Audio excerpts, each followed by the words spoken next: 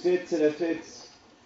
Elle arrive à la fête de Sukkot, c'est la fête que Akadosh Baruch Hu, il nous montre une ha'ara, il nous montre un sourire pour nous déstresser, pour nous montrer, comme un papa au départ, il est colère avec son fils, il le grande un peu, il lui pardonne, et après il fait un sourire.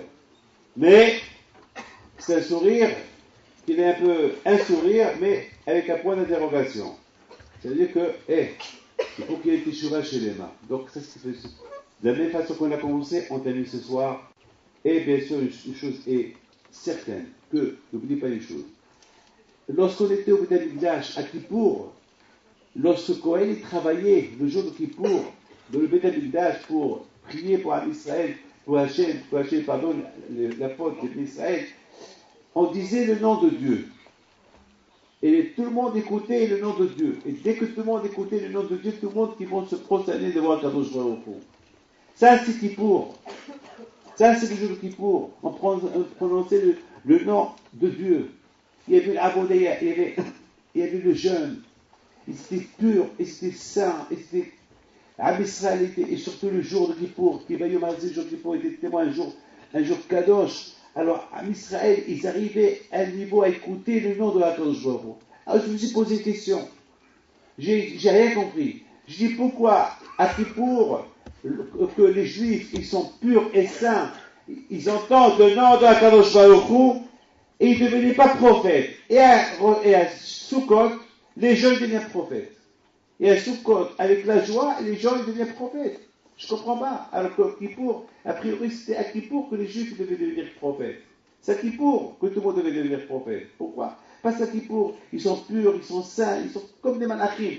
La Gemara dit que même le Satan, il se trompe. Même le Satan, lorsqu'il voit le peuple juif, à Israël, le jour de Kippour, il croit que c'est des malachim. Il va chez Akadosh Baruch Hu, il dit à Akadosh Baruch Hu, mais pour nous, je vois tes enfants comme des anges, comme des malachim, sans faute, sans rien du tout. Regarde comment ils sont tes enfants. Akadosh Baruch Hu lui dit, tiens, mes enfants, comment ils sont? Alors je ne comprends pas. Alors pourquoi ils ne sont pas des prophètes? Pourquoi ils ne deviennent pas prophètes? Mais le jour à Sukkot, les gens deviennent prophètes. Vous savez pourquoi?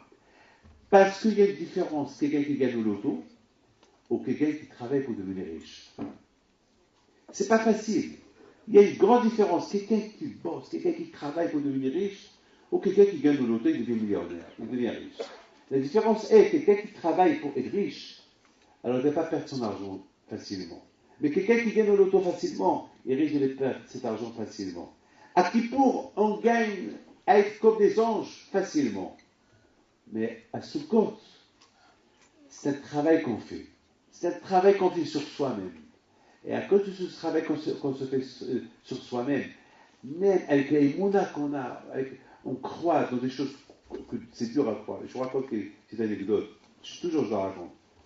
Jamais j'oublierai mon père. Écoutez bien, mon père, la Shalom, lorsqu'il rentrait à la soukha, vous savez, à la soukha, il y avait la chaise. Il y avait une chaise qu'on mettait à la soukha, et cette chaise a été une chaise qui était verte.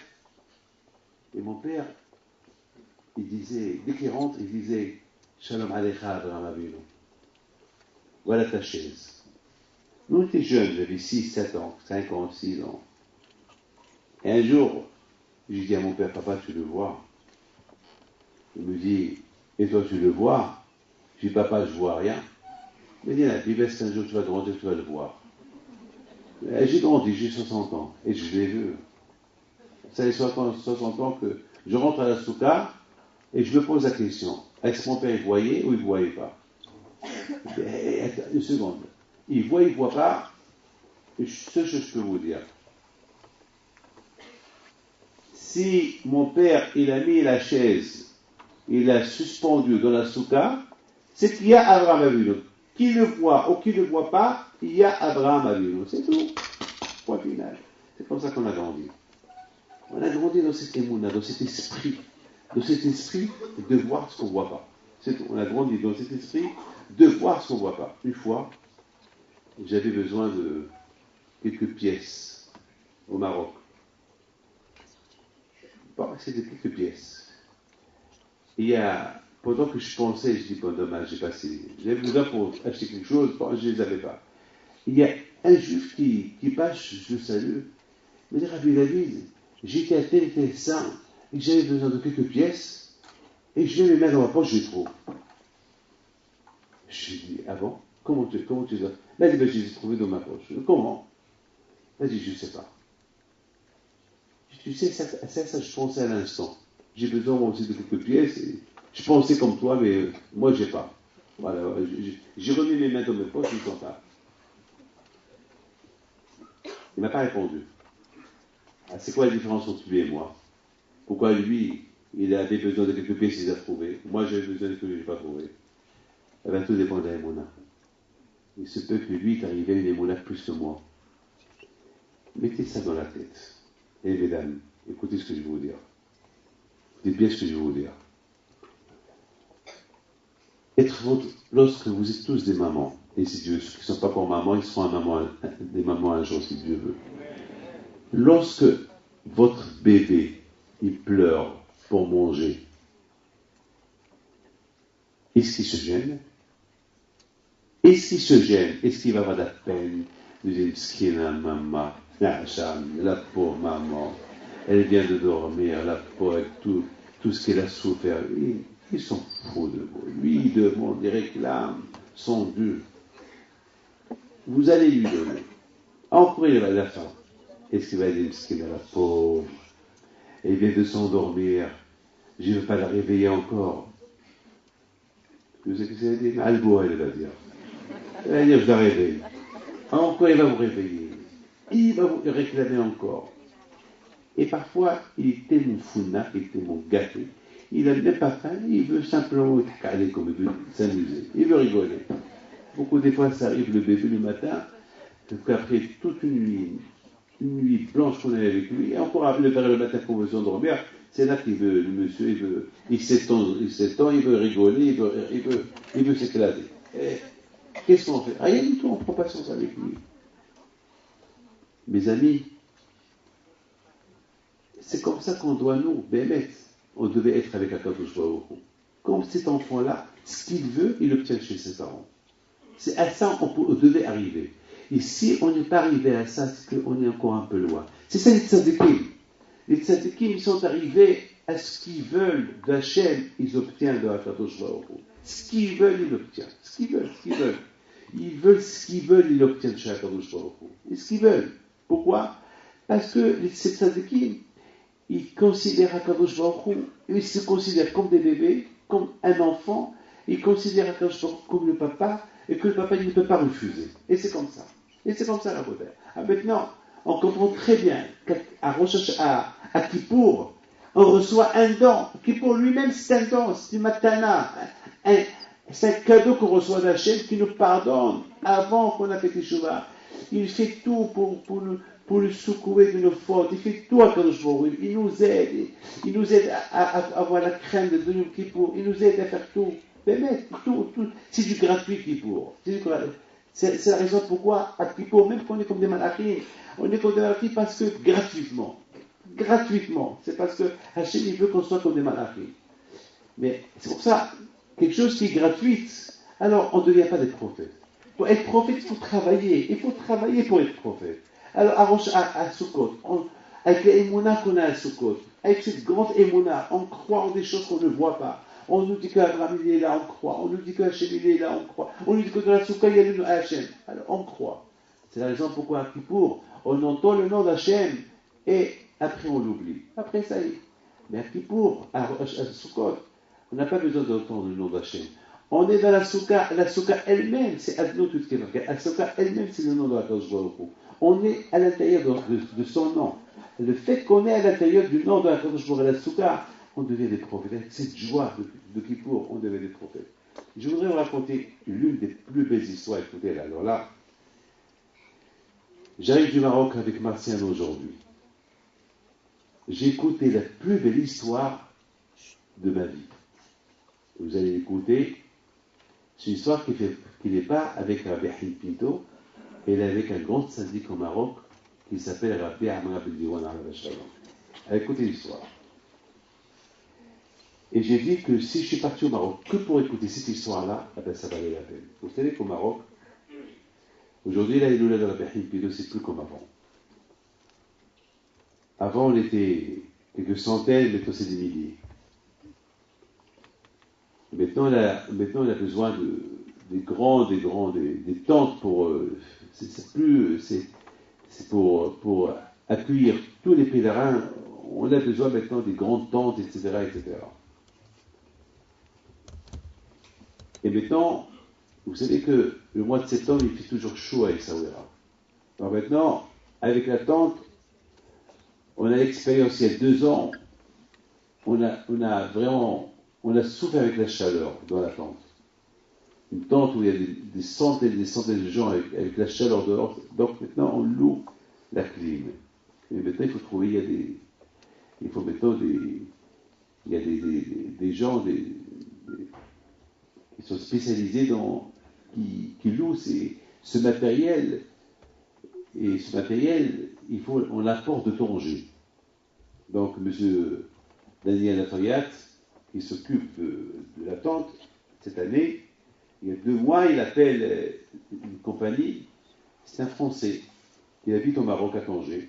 Il appelle, il lui dit, voilà et voilà, on fait une grande manifestation, et on a besoin des clim, des moteurs, etc. Bon, ils se sont arrangés, le prix. Il dit, bon, ça coûte tant. Il lui dit, bon, vous savez que je ne peux pas, là je suis un peu gêné, je ne peux pas aller chez vous à Tanger, mais si on peut trouver un moyen qu'on se rencontre à Casablanca et je vous donne l'argent. Et vous savez, je vous fais confiance. Après votre manifestation, je vais être à Casablanca, vous me payez. Écoutez l'histoire. Ça s'est passé il y a 1 mois, même pas 1 mois, le 26 Elul. L'histoire s'est passée vers le 25 août, lorsqu'on a loué le matériel. Maintenant, après la Hiloula, vers le 5 ou le 6 septembre, ils se rencontrent à Casablanca. Et le Français, il lui dit, le nombre de matériel que vous avez pris, ça veut dire que vous avez eu des milliers de personnes. Il dit oui. Et c'est quoi ça? Il lui explique, c'est une Hiloula, il lui explique ce qu'est la Hiloula. Il lui montre une photo de Rabbi Haïm Pinto. Et le Français, il commence à pleurer. Écoutez l'histoire. Il commence à pleurer. On voyait sur son visage, il a changé. Maintenant, M. Lafayette, il ne savait pas ce qu'il avait à faire avec un juif, avec un non-juif. Le nom, il a un nom pas juif, mais il pleure comme un juif. Alors, il ne sait pas, il lui dit, pourquoi vous pleurez? Il lui dit, vous savez, il y a quelques années, je venais de Tanger et j'avais un petit souci de famille. Et on m'a parlé d'aller allumer des bougies à Ouazen. On m'a parlé d'aller allumer des bougies. Et moi, je suis pas juif. Moi, je suis pas juif. Je suis athée. Mais vous savez, lorsqu'on a un problème, on n'est plus athée. Lorsqu'on a un problème, on se cherche. On cherche n'importe quoi. Et puis, j'arrivais le soir et j'allume les bougies. Il y a un arabe qui s'occupe du cimetière de la Berma Bédouin. Il vient chez lui. Il lui dit, bon, puisque je vois que vous n'êtes pas juif, vous avez allumé des bougies, ici on donne un peu de l'huile à ceux qui viennent pèleriner. Il prend un peu de l'huile, il lui met un peu derrière le cou. Le Français, il s'en va. L'histoire, elle se termine. Je m'en vais, il lui dit. Il dit, mais voilà. Alors j'ai quitté Ouazen. Je passe chez son cousin qui habite sur le chemin. Et ils devaient ensemble faire le voyage à Kinitra. Kinitra, c'est sur le chemin. Kinitra. Et sur la route de Kinitra, ils voient un monsieur qui fait l'autostop. Et le Français raconte, en général, jamais je m'arrête pour prendre quelqu'un de l'autostop. Jamais je m'arrête pour l'autostop. Jamais je m'arrête pour prendre des gens, on ne sait pas avec qui on a affaire. Mais je me suis dit, puisqu'il y a mon frère avec moi, alors je peux m'arrêter. Je vois un monsieur qui est habillé en blanc. Un monsieur qui ne peut pas être un voyou. Il était inoffensif. En plus, il était habillé en blanc. Une belle barbe. Il y avait comme quelque chose sur sa tête. Et j'ai dit à mon frère, on peut s'arrêter pour prendre ce monsieur-là? Et mon frère me dit, oui, on le prend. Écoutez bien. Ça, c'est Daniel Lafayette qui me raconte. Il a raconté l'histoire, il a écouté l'histoire du Français il y a 3 semaines. C'est pas un juif, c'est un Français qui raconte cette histoire. Et si Dieu veut, je me suis dit que la prochaine fois que je vais au Maroc, j'ai bien envie de rencontrer pour qu'il me raconte mieux une histoire. Donc, ils vont le prendre, et chaque fois, ils le regardent. Le rétroviseur, ils le regardent. Un monsieur, il est assis. Et à un moment donné, il voyait qu'il y avait la fumée dans le moteur. Alors, le Français, il dit à son frère, mais c'est pas ton cigare, c'est parce qu'il fumait les cigares. Il dit, je pense pas, c'est mon cigare. La fumée, c'est de dehors. Arrête la voiture, voir ce qui se passe. Ben, ils sortent dehors, ils lèvent le capot, ils voient, il y avait vraiment du fumée, beaucoup de fumée. Et soudainement qu'ils voient le monsieur qui était dans la voiture qui sort, il leur dit, bon, certainement c'est l'huile, certainement l'eau, ça y est du tout. Enlevez de là. Je ne sais pas ce qu'il a fait, il a dit fermé et parti. Il dit à son frère, bien, c'est ce monsieur. Il prend la route, le monsieur, il disparaît, il ne le voit plus. Et tout le temps, il pensait à ce monsieur-là. Un jour, il raconte, il a fait un accident. Un très grave accident. Il était obligé de le prendre en Belgique pour le soigner parce qu'il était dans le coma. En Belgique, il a repris connaissance. Il est venu à lui-même. Et les médecins ne comprennent pas. Ils lui disent, le coup que tu as reçu sur la nuque, tu devais mourir. C'est pas possible que tu vis encore, parce que le coup, là on a trouvé la barre sur ton cou et tu devais te casser la tête en deux. Le coup, c'est-à-dire, il s'est rappelé, et chaque fois, il s'est rappelé l'endroit où le monsieur, l'arabe, qui était à Ouazan, lui avait mis là-bas l'huile. L'histoire est terminée.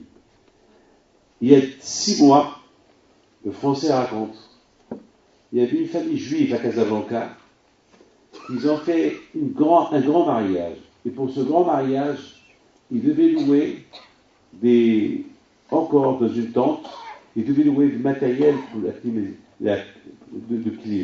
Donc, ce Français-là, à Tanger, c'est lui qui avait le gros matériel qu'ils avaient besoin.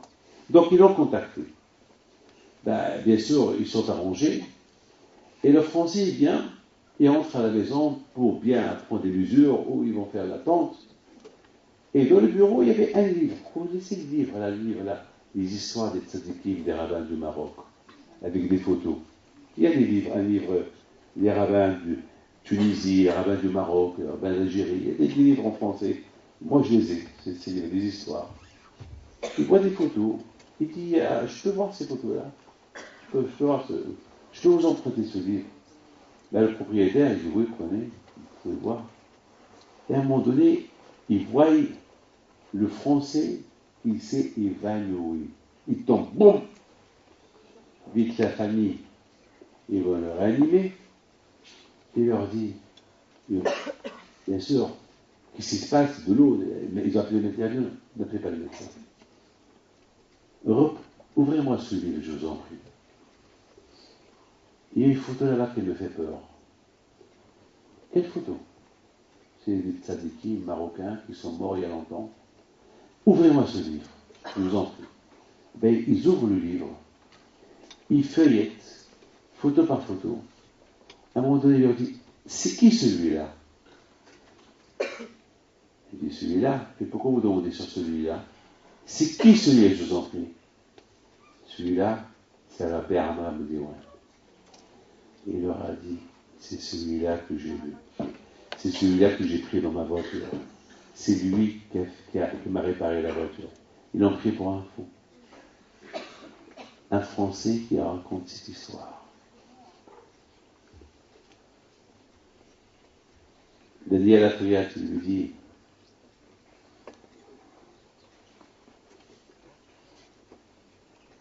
l'histoire que tu nous racontes, on a l'habitude d'écouter des histoires comme ça. Ouais, vous êtes un Français. Le bon Dieu vous a fait une démonstration. Nous, on a l'habitude.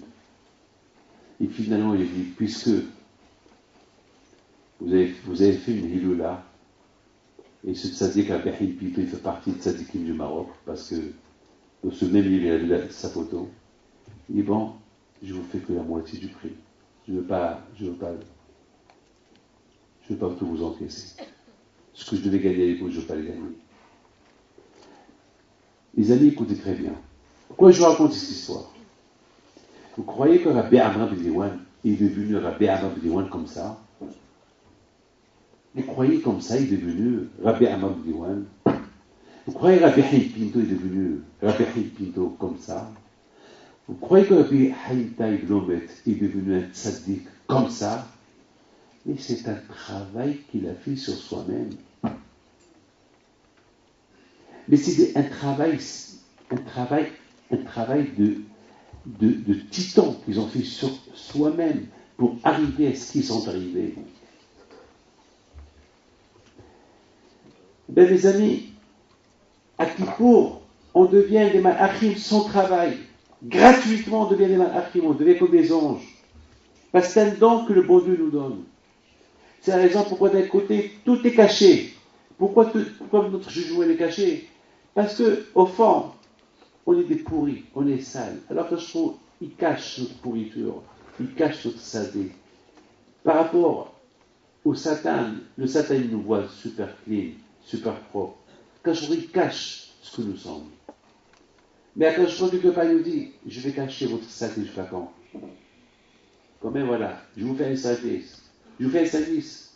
Ouais, je ne montre pas la vérité. Je ne montre pas ce que vous représentez. Mais parce que je vous aime. Vous êtes les enfants d'Abraham, Isaac et Jacob. Je cache ce que vous êtes. C'est comme qu'on dit en arabe, je cache sur lui. Comme toujours les parents, ils cachent sur les enfants. Toujours la maman, jamais elle dit à son mari la vérité sur les enfants. Et le père, il arrive à la maison, il voit une vitrine cassée. Qui a cassé la vitrine? Et la mère, c'est l'enfant qui l'a cassée. Ah, c'est moi.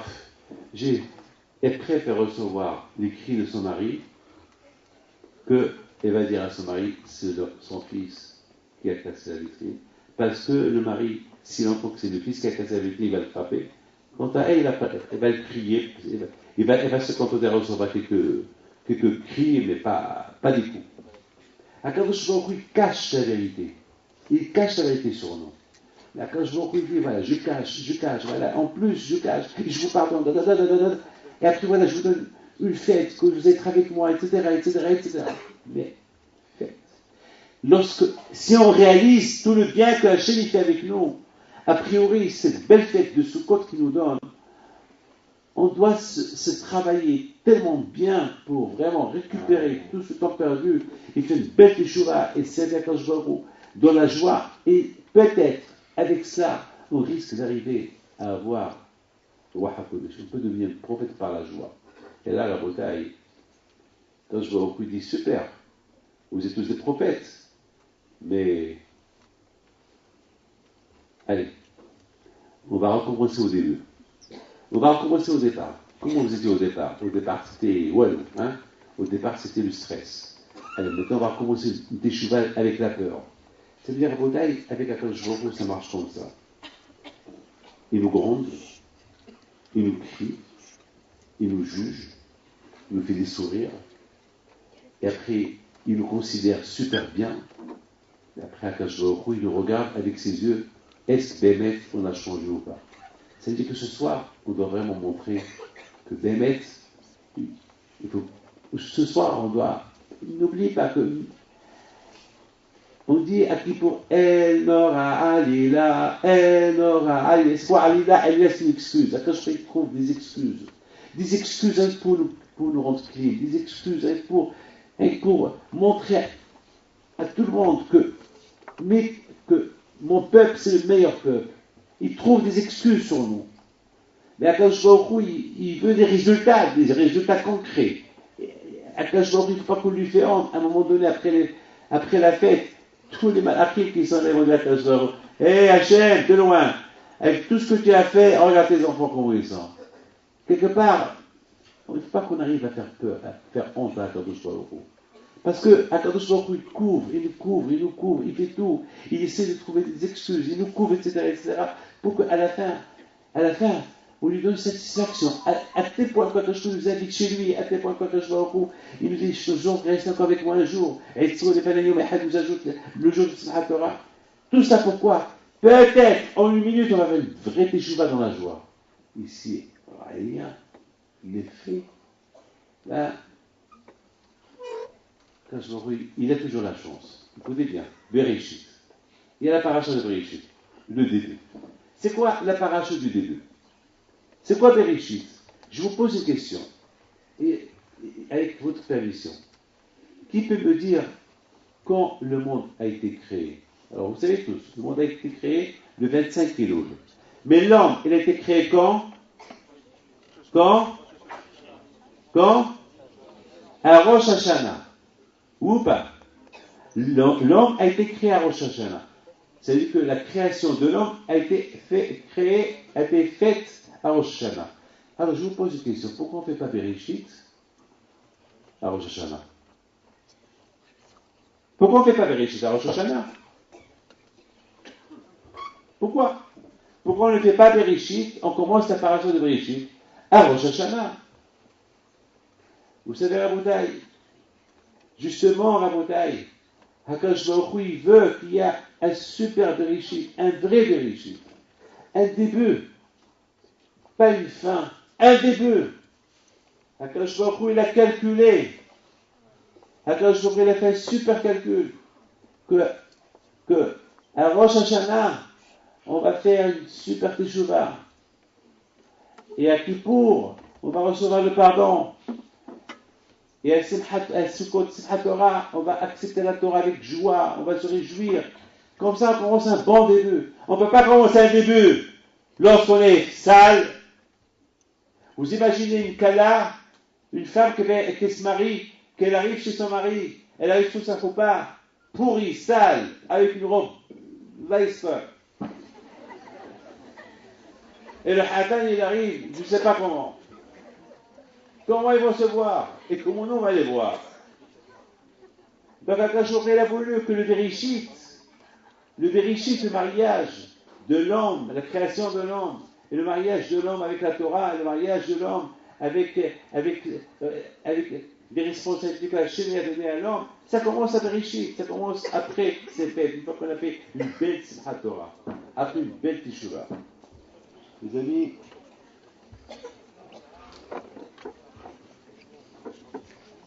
vous savez tous, le jour de Kippour, vous savez, Hoshana Rabbah, on parle de Kippour. Pourquoi? Parce que c'est Hoshana Rabbah que je vous ai dit, c'est la Hatima, c'est la signature. C'est la signature et c'est Pitka Tova. On se souhaite des bons points si Dieu veut. Répétez Amen. Amen. Amen. Amen. Amen. Amen. Be'ezat Hashem. Be'ezat Hashem. Pour vous, vos enfants et toute la famille canadienne. Toi, en Israël canadien. Il n'y aura pas que tous ceux qui nous menacent, que leurs menaces, ils seront caduques. Be'ezat Hashem. On dit à Rosh Hashanah, à Kippour, Shechianu v'kimanu iganu lazman hazeh. Vous savez que la prière de Shechianu, on l'a fait quand? Lorsqu'on mange un fruit qu'on n'a pas mangé longtemps. Shechianu, lorsqu'on met un vêtement qu'on n'a pas mis un vêtement neuf. Mais à Kippour, Shechianu, on fait Shechianu pour le Kiddush. Lorsqu'on fait un Kiddush, on fait Shechianu. Mais à Kippour, on jeûne. Quel est Shechianu? Pourquoi on fait Shechianu? Shechianu, merci à Hachem, que tu nous as laissé vivants toute l'année, tu nous as maintenus jusqu'à maintenant. D'accord? La bouteille Shechianu, on le fait lorsqu'on mange quelque chose, lorsqu'on met quelque chose, lorsqu'on fait un kiddush. Mais là, on mange rien, on boit rien. Et si jamais j'ai des vêtements propres, neufs, alors j'ai dû faire Shehriano, pas pendant la prière, avant la prière. C'est quoi ce Shehriano qu'on est en train de faire? Vous savez qu'est-ce qu'on fait aussi à Rabotai? Écoutez bien. On dit Hachem, merci qu'on fait la prière avec tout le monde, même avec ceux qui fautent. Et je pense à Rabotai, la raison pour qu'on fait Shehriano, à Kippour, parce qu'à Kippour, tout le peuple, à Missa, il est uni, il est ensemble. Il n'y a plus de. Il n'y a pas de division, il n'y a pas celui des rabbins, celui des parabins, tout le monde, à Kippour, tout le monde, nous tous on est ensemble, tous. On s'adore, on s'aime. Ceux qu'on n'a pas vus pendant toute l'année, voilà, on les voit avec nous, on leur serre la main, on les embrasse, on est content de les voir. Hey, je t'ai pas vu toute l'année. Hey, je te vois avec Kippour. On va en Hachem. Bah là, moi je te vois avec Kippour. Il y a un que je n'ai pas vu il y a longtemps. Mais Baruch Hashem, lorsque je l'ai vu, Baruch Hashem, il m'a dit simplement, j'étais ailleurs, Baruch Hashem, ailleurs, mais pas à la maison, il était ailleurs. Mes amis, chez Rien, qu'on fait, on montre à Hashem la satisfaction que nous avons d'être tous unis devant lui. Vous savez, Hashem, il attend toute l'année cette belle réunion. Quand je le retrouve toute l'année, il attend que son peuple il soit uni, que son peuple il vienne chez lui. Hachem, il nous attend. Je vous en prie, écoutez ce que je vais vous dire. Il va Yom Hazeh Chaper Alechem. Quand je vais au cours, le jour de Kippour, il est partout, il se dévoile. Il rend tout le monde propre. Tout le monde, il secoue tout le monde. Il aide tout le monde à se secouer bien. Il y a une différence, quelqu'un qui se secoue, ou bien lorsqu'un Akadosh le secoue. Mais Akadosh il ne secoue pas pendant l'année. Parce qu'il aurait secoué pendant l'année, il aurait pu nous faire un bobo. Il aurait pu nous faire mal. Mais les secousses de Kippour, c'est des secousses, c'est des caresses qui nous caressent à Kippour. Pour bien. Koum et Me'afak. Itnari Me'afakoum. Akadosh nous aide à se nettoyer à Kippour. Quand je vois au coup, il voit Harivut, l'union, comme nous sommes unis, liés les uns avec les autres, la paix. On fait des chouvas. Tellement que nous sommes purs ce jour de Kippour, que Akadosh Baruch Hu, il fait d'une manière que le jour même il devient un jour saint. Et il voit, parce que nous, on provoque les caparottes qu'on fait, la teshuvah qu'on fait pendant le mois d'Elul, il fait que, à part que le jour de Kippour, il devient un jour très saint, mais on multiplie sa sainteté par des milliards de façons, à cause de la prière des tzadikim, notre prière à nous, de nous tous, l'union.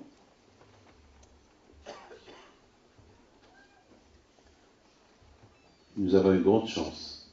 Au moins une fois dans l'année, on rencontre Akadosh Baruch Hu. À Kippour. Et ce soir, c'est la finale. C'est la finale. Avant demain soir, c'est notre fête. Mais ce soir, c'est la finale. On finit la fête en beauté. Et on l'a fini avec une grande teshuvah, avec joie. Regardez, d'un côté, on est... Vous savez, hier, j'ai rencontré au Maroc la femme je ne sais pas si vous êtes au courant, il y a 2 mois, il s'est passé un drame au 19e. Un drame terrible. Un monsieur qui était sur la moto et qu'il avait son fils derrière. Et il avait peur, il avait peur que son fils y tombe, il a fait un faux mouvement, et malheureusement, il a fait un accident contre un poteau, et il est mort sur le coup. Et sa femme est enceinte. Et sa femme, elle a eu le bébé pendant que son mari était en train de l'enterrer. Elle me l'a raconté hier à la pauvre Casablanca, hier soir. Et vous savez, je lui ai dit, tu sais madame, quand ça a été décidé, ce qui est arrivé à votre mari, à Oshar Maraba. Donc on a besoin qu'à Oshar Maraba, il n'y a que des bonnes décisions qui sortent. On a besoin qu'à Oshar Maraba, que des bonnes gézérotes qui sortent. Et c'est la raison pour qu'on ne dort pas. Et c'est la raison pour qu'on fait la tzedaka. On s'engage à étudier. Ici à Sarcelles, ou à Paris, ou au 19e, partout grâce à Dieu aujourd'hui, on est gâtés. Il y a des yeshivot, il y a des bâtis de grachot, il y a des synagogues, il y a des rabbins Baruch Hashem aujourd'hui, les rabbins, ils ne sont pas au chômage. Grâce à Dieu, ils veulent donner. Baruch Hashem, Paris aujourd'hui, c'est pas une ville que, grâce à Dieu, on est gâtés Baruch Hashem. Mes amis,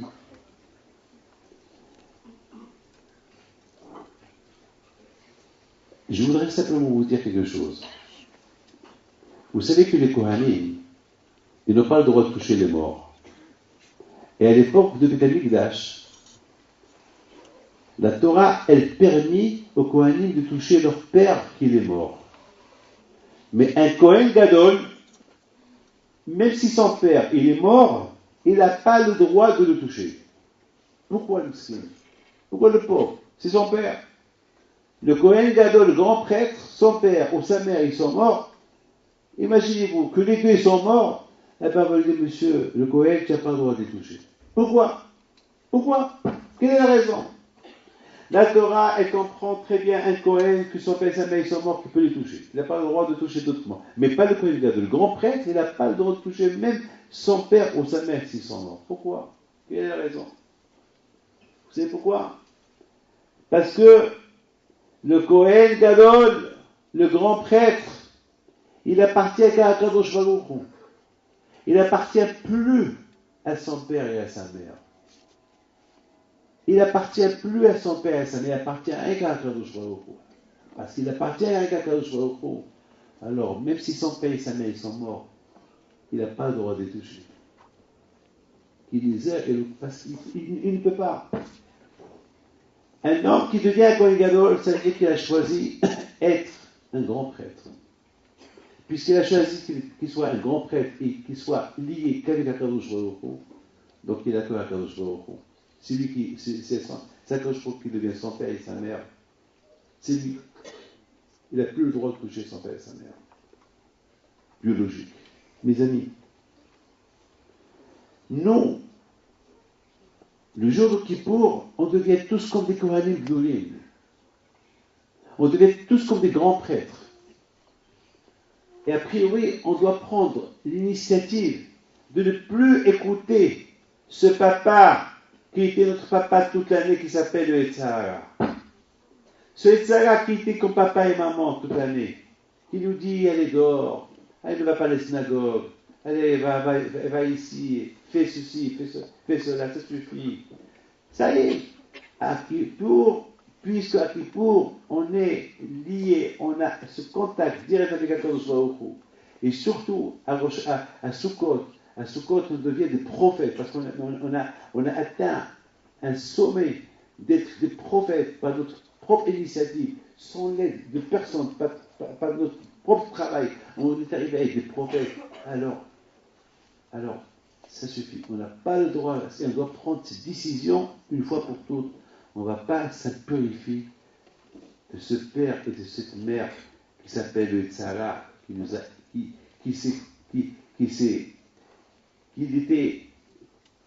étaient nos parents pendant toute l'année. On les a écoutés. À ce qu'on a cru, c'est eux qui nous ont créés. Il faut qu'on prenne cette initiative. Ça fait maintenant presque 20 ans qu'on se réunit ici à Sarcelles. Il y a quelqu'un qui m'a posé une question. Il m'a dit, pourquoi Sarcelles? Qu'est-ce qu'il y a à Sarcelles? Il faut savoir une chose. Il ne faut pas oublier Alav Shalom, le tzaddik de cette ville, Rabbi Raphaël Israël, Alav Shalom, combien il a donné à cette ville, combien il était malade. Et bien sûr, Il était jeune lorsqu'il a quitté ce monde. Il ne devait pas y partir. Il devait encore rester vivant. Et bien sûr, s'il a quitté ce monde-là, il était malade pendant des années. Vous savez, j'ai étudié avec lui. J'allais chez lui étudier. Je ne suis pas son travers. Lui, c'est pas. J'ai étudié avec lui. C'est lui qui a étudié avec moi. Mais je me rappelle combien, alors j'étais jeune, et lui était encore était marié, il avait, je crois, 1 ou 2 enfants. Je me rappelle, j'allais étudier chez lui à la maison en hiver. Et c'est avec moi qu'il a révisé la faute. Ils a révisé avec moi et j'étais là j'allais passer chez eux, Shabbatot et tout.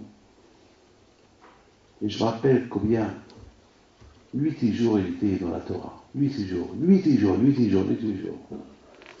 N'importe quel moment toute la journée au collège, la nuit, jusqu'à 2h, 3h du matin, étudier la Torah.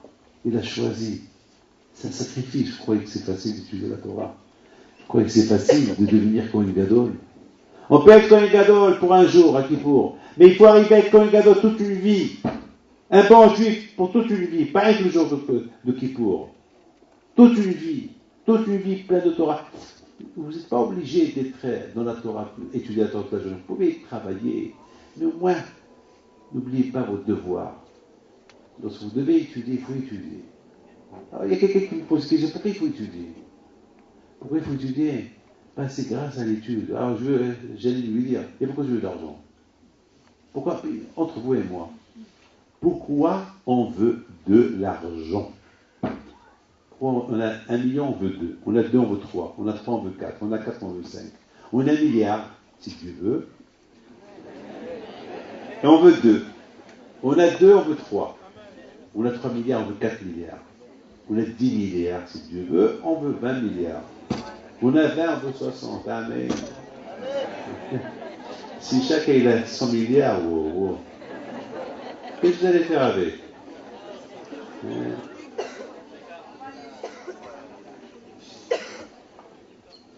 Donne-moi la santé.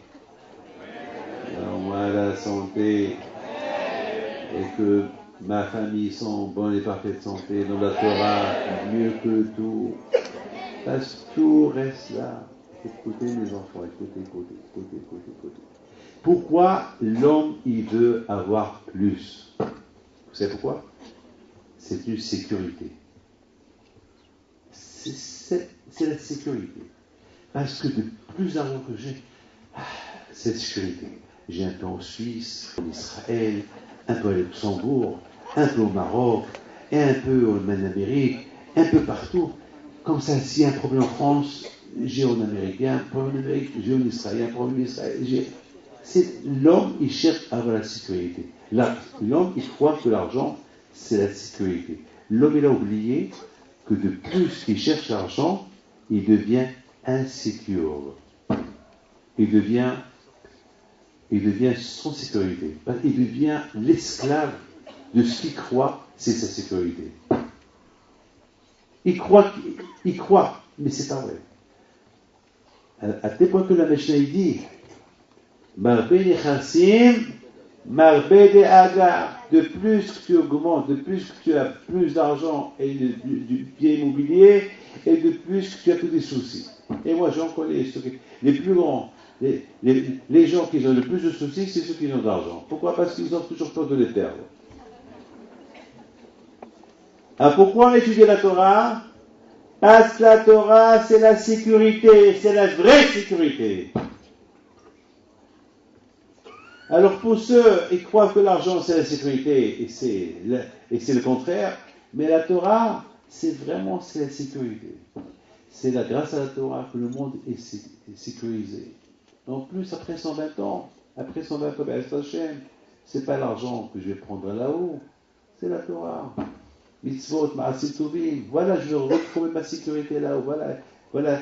On dit là où tu investis, ce que tu récoltes ce que tu sèmes. C'est tout.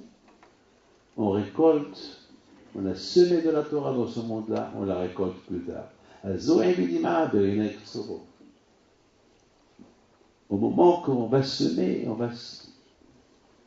c'est de souffrance lorsqu'on va semer. Mais lorsqu'on arrive à récolter, c'est la joie. Bien sûr, je ne vous dis pas de se mettre à l'étude de la Torah du matin au soir, non. N'oubliez pas votre devoir vis-à-vis de Akadosh Baruch Hu. Et c'est quoi votre devoir vis-à-vis de Akadosh Baruch Hu? C'est quoi votre devoir? Votre devoir, c'est la prière, la pureté familiale, Smirut, de temps en temps étudier la Torah. Travaillez, respectez Shabbat. Travaillez, prenez des vacances. Faites ce que vous voulez, mais dans la cache-route. Dans la cache-route. Les amis, c'est très important ce que je vous dis. Aujourd'hui, maintenant, c'est ce qu'on appelle, c'est pitkaïm, c'est les feuilles qui courent d'une main à l'autre, avec des noms, des millions de noms, des noms. Et ça change. Et au fur et à mesure qu'on prend des bonnes résolutions, la feuille, elle change. C'est pour ça qu'on dit au Sha'ana Rabba. Au Sha'ana Rabba, on a besoin d'une grande délivrance. Pas une petite délivrance. Au Sha'ana Rabba, une grande délivrance. On a besoin d'une grande délivrance. Et justement, cette grande délivrance, elle se fait ce soir. Ce soir, pour nous, c'est ce soir, et demain, pour nos frères Ashkenaz, c'est demain. Toute la journée demain. Parce que c'est demain. Parce que la nuit, le jour, il commence la nuit. Nous, on la commence maintenant. Eux, ils la commencent demain. Les prières demain. Nous, on l'a fait le soir. C'est le minage. Nous, on l'a fait le soir. Eux, ils la font la journée. Les amis, terminé avec un petit Vartora pour terminer cette fête, cette belle fête pour moi. Be'ezat Hashem, c'est vrai que le début de la fête, donc je dis cette phrase-là, c'est le début de la fête, ça veut dire quoi? Le début de la fête, ça veut dire que c'est Bereshit. C'est-à-dire que maintenant, si Dieu veut, la fête, elle va se terminer à partir de demain. Demain, Be'ezat Hashem, après on va entamer Torah, et après c'est Bereshit. C'est quoi Bereshit? La Bereshit, c'est le début. Ça veut dire que quand est-ce qu'il y aura le début? Ce début va venir après, si Dieu veut, avoir terminé cette belle fête et que Hashem, j'en suis sûr et certain, que Akadosh Baruch Hu nous a inscrits, il nous a signé dans le vie, la santé, la joie, la connexion avec Hashem. Il y a une chose qui se pose comme question, c'est que je termine avec ça, mais il faut que chacun écoute ce que j'ai à vous dire. Je l'ai noté ici. Il y a mon Rav Alav Shalom, Rav Shammai. Je l'ai noté ici. Un grand tzaddik. C'est un de mes amis de la yeshiva, un de mes amis d'enfance. On a repris contact sans le Facebook. Il a entendu parler de moi. Et puis, on a relié le contact. Et dans sa tête, j'étais commerçant. Il ne faut pas rigoler, parce que c'est ce que je voulais être. C'est ce que je voulais être. Vous pouvez imaginer, mais c'est ça ce que je voulais être. Vous savez, il ne faut pas... La vie, c'est nous qu'on l'a choisi. Et c'est ce que je voulais être. Dans ma vie, je voulais être un simple juif comme vous tous. C'est tout. C'est Hachem qui a voulu que je devienne ce que je suis devenu aujourd'hui. Mais sachez qu'au départ, c'est pas le chemin que j'ai choisi. Je choisis être un juif normal. Étudier la Torah le soir et travailler, un juif comme tous les juifs. Bon, Akadosh Baruch Hu, il en a choisi autrement. Et j'en suis fier aujourd'hui, Baruch Hashem. Aujourd'hui, je fais un bilan. Et le bilan que je fais, qu'est-ce que je deviens, qu'est-ce que j'ai gagné d'être ce que je suis aujourd'hui? Écoutez bien ma réponse.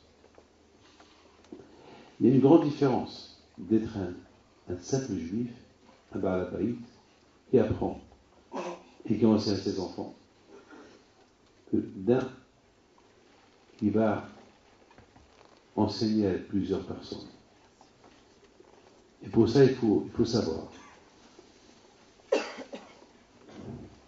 Ça demande beaucoup de sacrifices. Cette semaine, je ne sais pas combien des heures on a dormi cette semaine, avec tous les voyages qu'on a fait. Et ce n'est pas le chemin que j'ai choisi au départ. Aujourd'hui, j'aurais de plus en plus, et c'est grâce à vous, que je découvre Hakadosh Baruch Hu et je découvre la Torah. Lorsqu'un homme il s'occupe du public, lorsqu'une maman il s'occupe de ses enfants, c'est comme un rabbin qui s'occupe de sa communauté. Vous savez, vous les mamans, le rôle que vous avez, c'est plus que votre mari. Le rôle que vous avez, c'est parce que la maison que vous avez, c'est une communauté que vous avez. Mon père, Alav Shalom, quelqu'un lui a dit une fois, Rabbi Moshe, j'ai un don pour la yeshiva, pour ta yeshiva. Et mon père lui a dit, j'ai pas d'yeshiva, mais j'ai une autre yeshiva. Et il dit à mon père, quelle autre yeshiva tu as? Il dit, ben, chez moi à la maison. J'ai ma femme, j'ai mes enfants, je renseigne la Torah. C'est ça la yeshiva. Et j'ai appris de mon père que chaque maison juive, c'est une yeshiva. C'est une communauté. Et qui est le chef de la communauté? C'est le rabbin. Et qui est le chef de la maison? C'est la femme, c'est vous. Et j'ai travaillé. Parce que le mari n'a pas le temps. S'il n'y avait pas ma femme qui s'est occupée de mes enfants, ben je ne sais pas qu'est-ce que mes enfants. Enfin, moi aussi j'ai fait, j'ai donné, mais il y avait une femme qui s'occupait, qui suivait. Vous savez, même dans le commerce, c'est pas que savoir vendre. Il faut aussi s'occuper des clients. Parce que si on ne s'occupe pas des clients, on risque de les perdre. Après, il n'y a plus rien à vendre à personne. Ces mêmes clients peuvent encore acheter. Il faut bien s'occuper d'eux. C'est ce qu'on appelle l'achat après-vente.